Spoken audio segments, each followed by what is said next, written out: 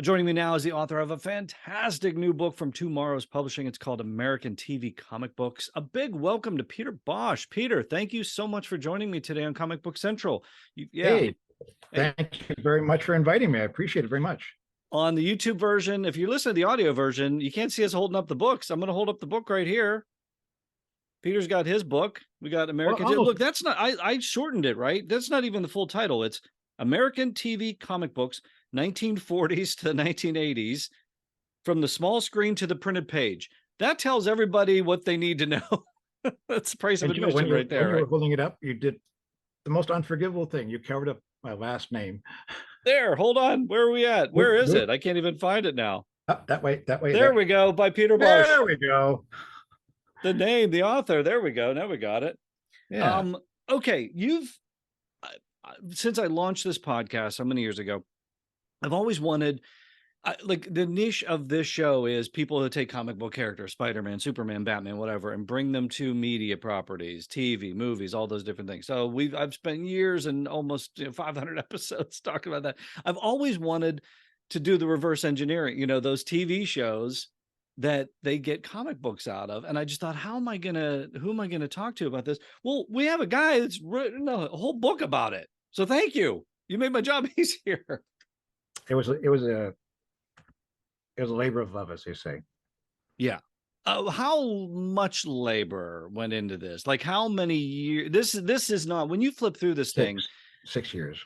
Wow. Okay. But it's in your DNA. So how far are we going back? Now we're going back to when you were a kid watching TV, right? Right. Which is like, I was born in the 50s. And so it was the 60s were my time. Yeah.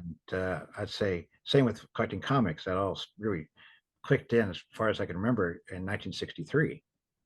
And so that was like the point I knew the best. And I loved comics. I loved going to the movies. Saturday matinees were my thing. And also watching TV late at night when I was supposed to have been in bed, and my dad thought I was, and except there I was, about as close to the TV set as I am to this laptop screen right now. That warm glow bathing you, right?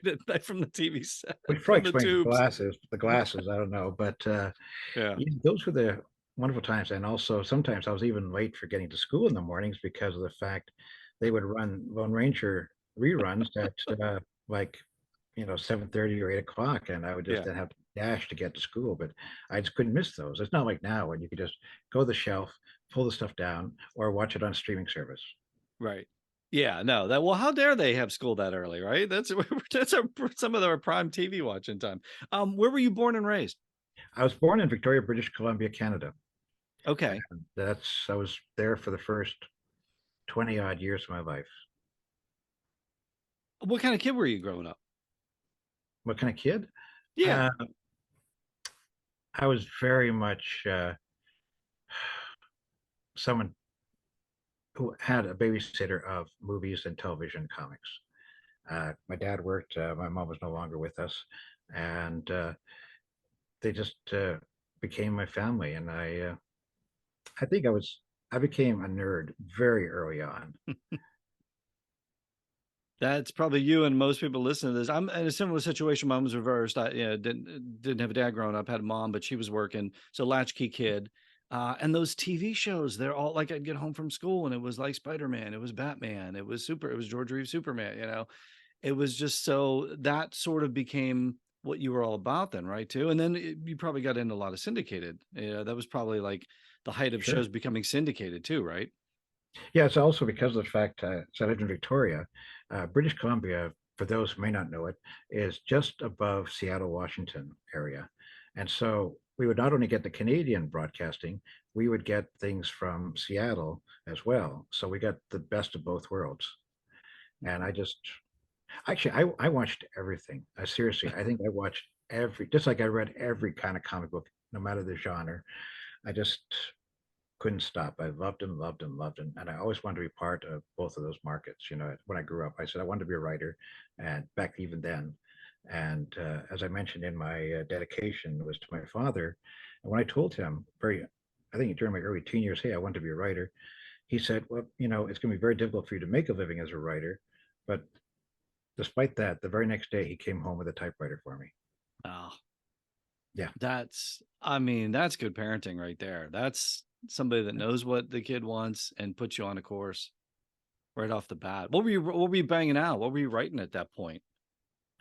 At that point, well, I was still in school and I would be writing for essays for school and things like that. That was back in the days. Because remember, we're talking the big metal typewriters, not the Yeah. computers where you just editing things.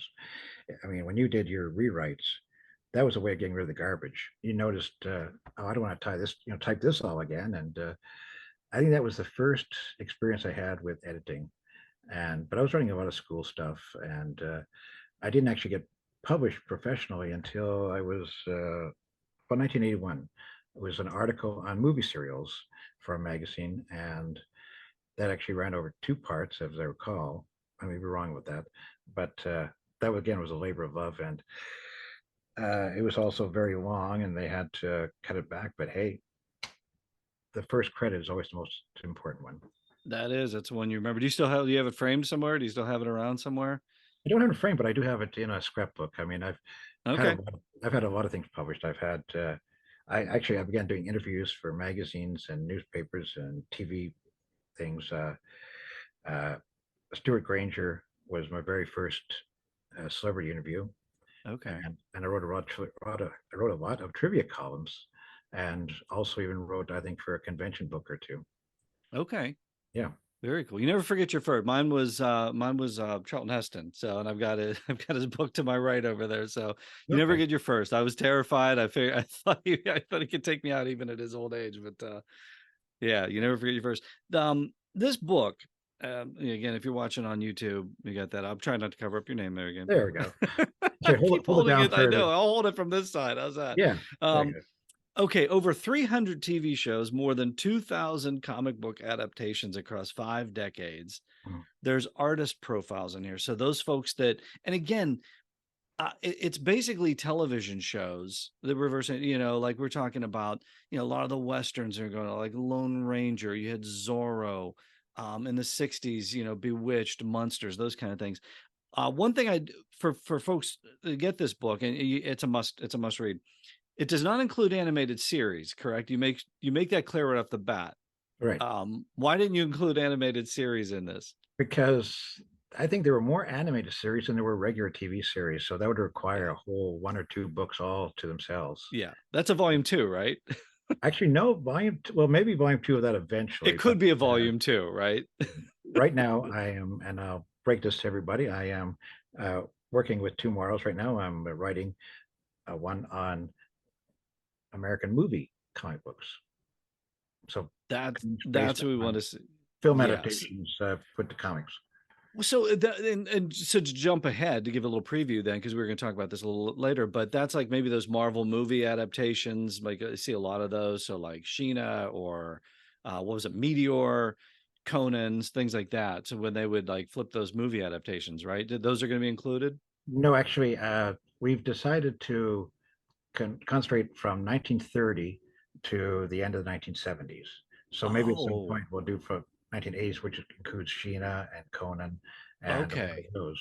But basically, it's covering from the very start of comics. Matter of fact, the very first comic, and this actually, I believe, and I really do believe this, it predates Famous Funnies #1, which is 1934. There was a large treasury-sized comic, black and white side. It was called Police Car 17, or actually it was called Tim McCoy Police Car 17. Police Car 17 was a movie, and it was a very unusual choice. I don't know why they chose that out of everything ever did, but that was the very first comic book, if you want to include the large size adaptation. Okay. And that's one of the opening things. I think I start that with like chapter two, but chapter one is going to be looking at a lot of different things that sort of led up to the becoming all enfolded, including big little books, movie press books, uh, Cross and Dunlap hardcovers, which included photographs with the movies, just a whole lot of things that sort of And of course, trivia columns. There was a lot of those in newspaper strips and things like that. Seeing Stars by Feg Murray was one of them. And they all sort of combined because in the very first comic, they actually had a movie trivia column in it. Okay. And adaptations started basically, I think, if I remember right, at this very moment, is through Dell, through their popular comics. They did very short, like Western things that nobody's ever heard of. But that's how they started. Even back then, the Westerns were very popular Right. with big stars like Tom Mix and Buck Jones and like that. Well, you tapped into it there. I mean, it goes on forever, but even in the TV versions of it, they almost became, and as you go through there, I mean, there's just so many things I didn't even realize, but they're almost like that era. And we're talking like the 40s, 50s, maybe even in the 60s. It was very much celebrity driven. There was like a lot of celebrity magazines and people just had to find out about celebrities.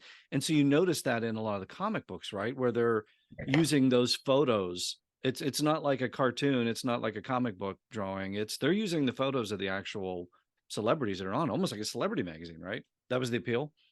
Yes, the appeal is, I mean, actually, that's one of the things that actually got me interested in those in the very first place. When I was young, was the fact that I remember that time, I was talking about the 60s and like that, we didn't have DVRs, we didn't have video cassette players or anything like that. Basically, if you went to a movie or watched a TV show, about the only way to sustain the interest or keep the excitement going was to read a comic book version with news stories in it.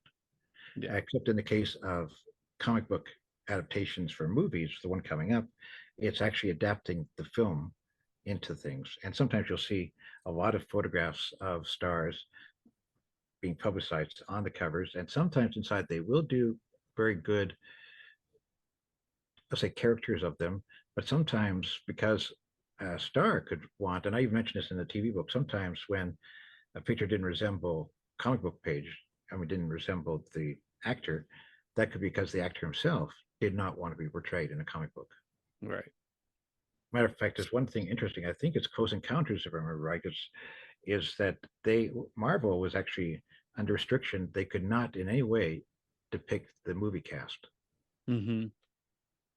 Who Yeah, knows? we talk about that a lot because on another podcast I talk about the Indiana Jones comic books a lot of times, and they're always tricky about likenesses and everything. Sometimes it doesn't even look anything like it. But that was the cool thing about the TV ones, like when they use those celebrity photos, you knew exactly what you're getting, and sometimes they did have the cool likenesses. Do you recall the first time you recognized a comic book like based on a TV show, and that just sort of sparked your interest? Like, oh, I could extend the story this way. Do you I, remember the first one was?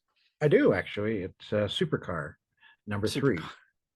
It was a TV's kid show from Great Britain, and again, maybe we got this in Canada and they didn't get it at that time in the United Mhm. States, but it's got a beautiful cover and it's a painting, and again, too, that was the first time I can recall seeing a tie-in to a television show on my newsstand. That just had to be like, mind blowing when you go that. And we talk Sure. about celebrity images. Like I'm a huge Clint Eastwood fan. So it's always kind of cool to go back and see like the Rawhide, because Rawhide became so big. But it's interesting, Clint Eastwood wasn't the star of that show. No. Yet, what was the interesting thing about the comic book? Because you even talk about that in the book here. Well, a lot of times too, in comic books, it's many people don't know this, but some great comic book giants drew those comics. Russ Manning was definitely one of them, and you had people like Reed Crandall, and I'm not just talking about Rawhide, I'm talking about for the whole thing. Reed Mhm. Crandall, Wally Wood. You had most of the giants just were also doing television comic books and also movies, which I've got some great examples coming up. Again, I'm not sure how many it's going to be. I've probably going to be in the hundreds again. And again, like this other book, the first one, there'll be a lot of photo covers and there'll be interior pages, some original art and things like that. But yes, you Yeah. do have, in fact, let me just grab the book here so I can just refresh my memory. For Yeah. example, Well, I noticed on the Rawhide one we were referencing was like Clint was so dominant on the covers. Like he was right. second or third in the cast, but I think his character, Rowdy Yates, had become so popular, right? That Yeah. they're like, oh, put him on the cover of the comic book. He's not the Oh, star of the sure. show, but put him on because he's going to sell it. Yeah, I mean, it's like, for example, 77 Sunset Strip. Instead of featuring the detective stars on it the most, the person who got the biggest pictures and such and storylines was Ed Cookie Burns, Yeah. who played the car attendant next door to the detective agency. It's just what the public wants. That's what they'll promote. That was the breakout. That was the breakout star. Well, and that's the same thing too. Like one of my favorite. Yours was the 70s, 60s. Mine was the 70s. Obviously, if you're watching the YouTube version, I got the Happy Days comic here. But Henry Winkler was not the star of the show. It was Ron Howard. But Right. look who got all the press. Like that I know. was. That's the way it works, that Do you have somebody. favorites over were there certain ones that jumped out at you? Like I think of like Tarzan, Zorro, Lone Ranger stuff. You mentioned Lone Ranger you loved watching. Right. Are you talking about my favorites in television or favorite in comic books? The favorite comic book versions of the TV shows, like which ones were you sort of just grabbing the most of? Well, I would say definitely. I love the reprints at that time of the Zorros by Alex Mhm. Toth, rather, and anything but Russ Manning. I mean, I was a big fan of his Tarzan strips. I was Magnus Robot Fighter, but then also too, he drew some of the best television adaptations ever. I mean, 77 Sunset Strip was definitely one of them. Sea Hunt and others like that, and that's once I could definitely remember any of my dad. I got to buy that. Or rather, Dad, can you pay for that? Yes. Can I have a dime? Can I have 15 cents? Whatever it was. Yeah. Two things I got from this book, and we'll see what surprised you most. But I had no idea there was a Hardy Boys TV series before the 1970s TV series. So that I learned about from the book. And I was a huge Captain Kangaroo fan, but I never really thought about where he got his name. You tell us in the book. Can you give us? Can you spoil that for our listeners Let and me read watchers? something. Let him read something out. However, Okay. let me uh, let me just The point name out. is revealed in Let the me grab the book. camera here now. They can see it where I'm pointing to. Yeah, That is hold it up a little bit more. Yeah, a little bit higher. There you go. Yeah. that's Oh wait, all Bob the way up. Keach. Yeah, Okay. a Oh, I see little that. bit more. A little bit more. There we go. There we go. That from Howdy Doody. That Yes. clown on Clarabelle is Bob Keeshan, who went on to play Captain Kangaroo. Yes. So if you're a Captain Kangaroo fan, those are some of the. What was it? What were the things that surprised you? Did you find in your research and all this? What Oh, surprised you the most? tons of stuff. I mean, like everybody who hopefully reads the book, they will recognize a lot of titles where they say, "Hey, I never knew about this one or that one." Even just not just the fact they were just adapted into comics, but the fact they even existed.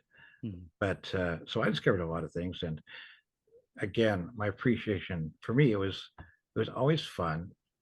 It was also very well. There's a lot of detail you have to check. I mean, when you're talking about a couple thousand comics, and you got to make sure the numbering is right. You've got to make Mhm. sure the credits are right. Oh, the credits. There was a lot Yeah, of times. especially the 40s and 50s one, because sometimes they didn't even include credits, right? Exactly. And I had to depend a lot of times on the Grand Comics database. Yeah. But a lot of times I had to sort of make up my own mind even then because, mistakes happen.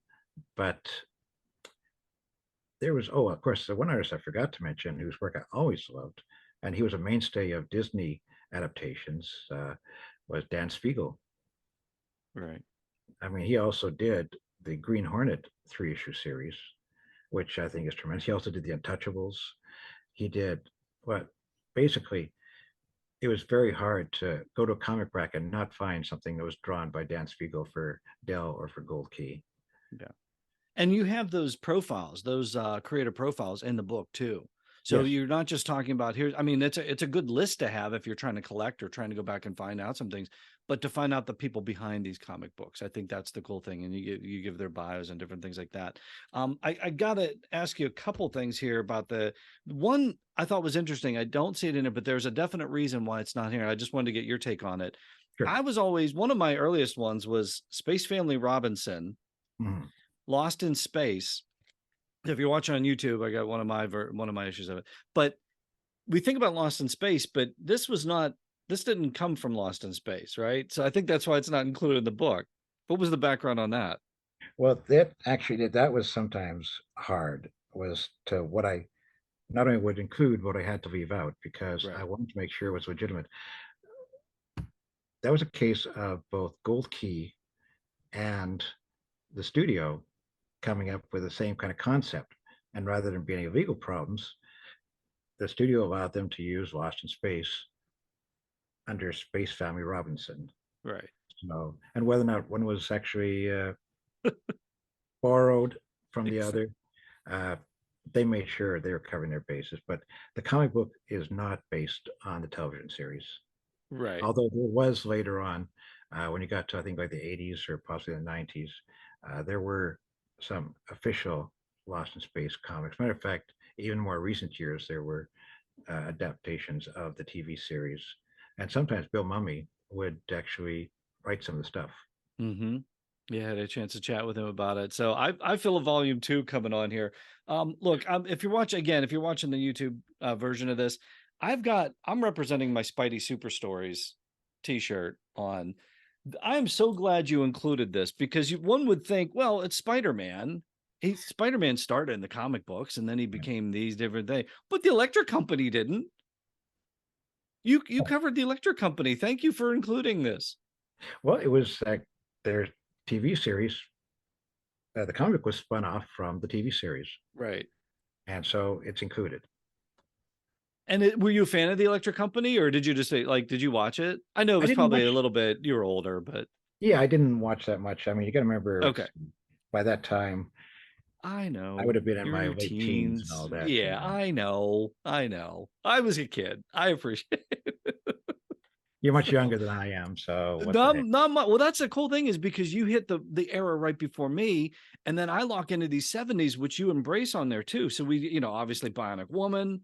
I've Mhm. got 6 mil. We both, if you're watching YouTube, both got our comic book spinner racks behind us. I've got the $6 million Man, Star Trek.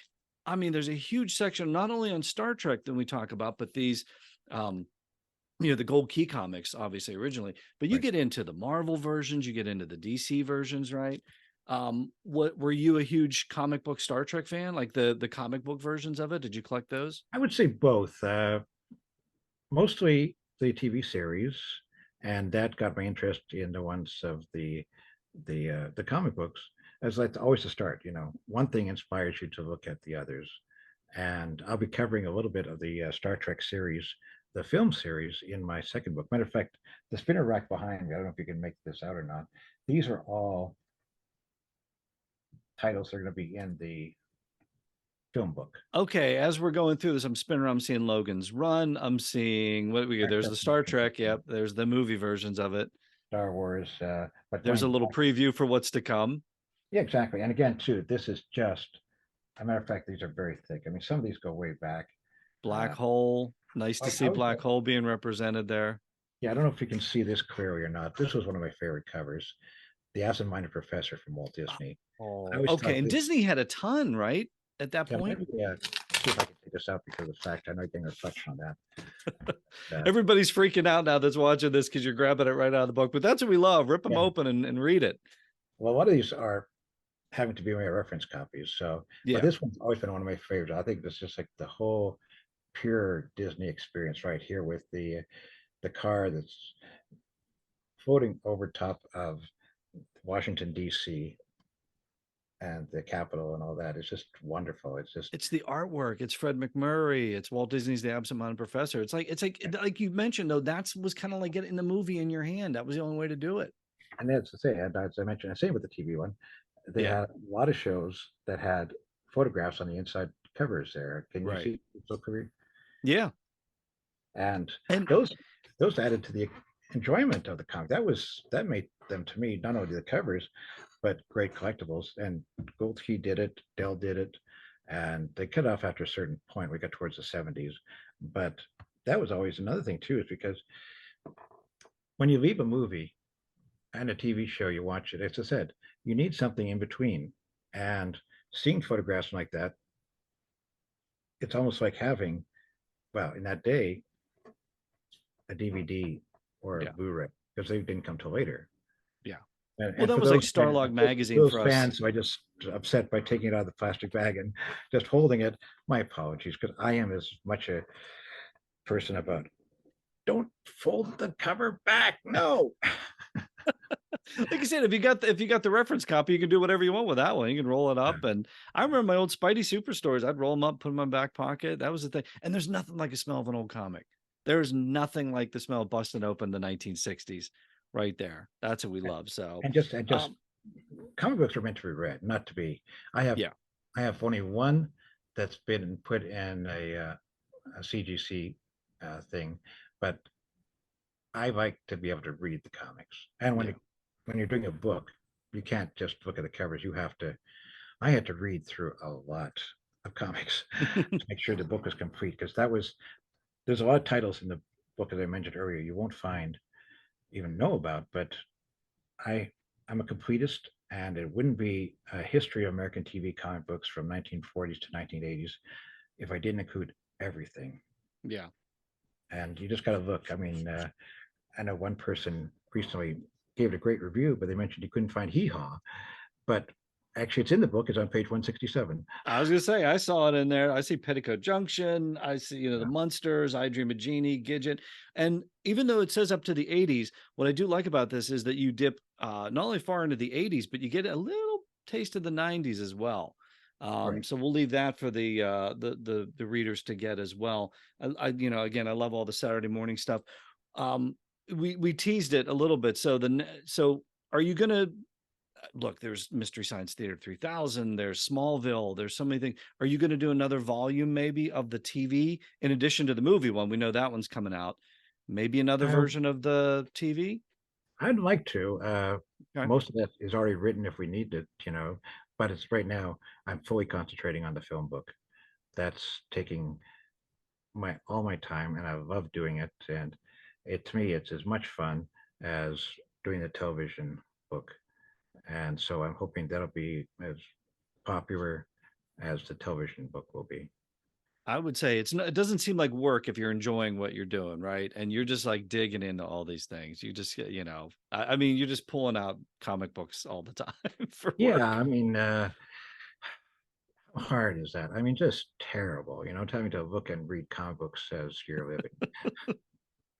Well, what we want to find out how. Okay, so first of all, how do we get this? And we obviously want to get the movie one when it comes out, but how do we get American TV comic books? How do we get this one now? We want to order that, Well, the main place I would recommend getting it is from tomorrows.com. and that's TWOMORROWS.com. Correct. They have it for sale, and you can also get digital downloads of it and whatever suits you. Say, but please always go through them first. But otherwise, you can buy it at Barnes and Noble, Amazon.